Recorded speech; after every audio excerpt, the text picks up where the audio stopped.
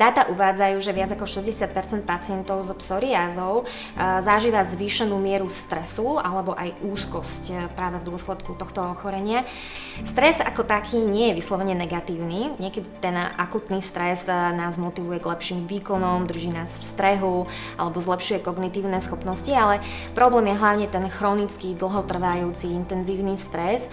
Pacienti veľmi často práve v dôsledku viditeľnosti tých kožných lézií zažívajú také pocity tej hanby, majú tendenciu sa aj sociálne izolovať, napríklad nejaké verejné kúpaliská, v lete nosia dlhé rukávy alebo dlhé nohavice, tak jednoznačne ten kožný stav preťažuje aj tú psychickú pohodu a vnútorné psychické zdravie.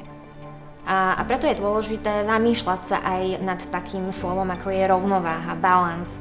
To znamená, že cielene voliť také techniky, ktoré spôsobujú alebo prinášajú nejakú psychickú pohodu, relaxáciu, venovať pozornosť vlastne aj tomu, čo v zrkadle bezprostredne nevidno. To znamená voľnočasové aktivity, stretnutie s priateľmi, možno, že dobrá kniha, dobrý film. Ja si myslím, že je dôležité môcť vlastne komunikovať a zdieľať nejaké svoje vnútorné prežívanie, neistotu alebo obavy, či už aj s blízkym členom rodiny alebo priateľom, prípadne sa zdôveriť aj ošetrujúcemu lekárovi.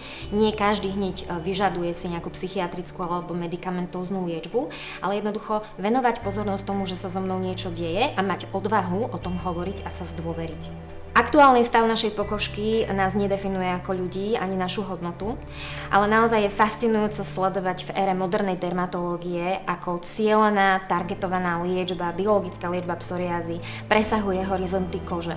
Že dermatológ naozaj nelieči len tú kožu, ale vieme priamo ovplyvniť kvalitu života pacientov a ich duševnú pohodu.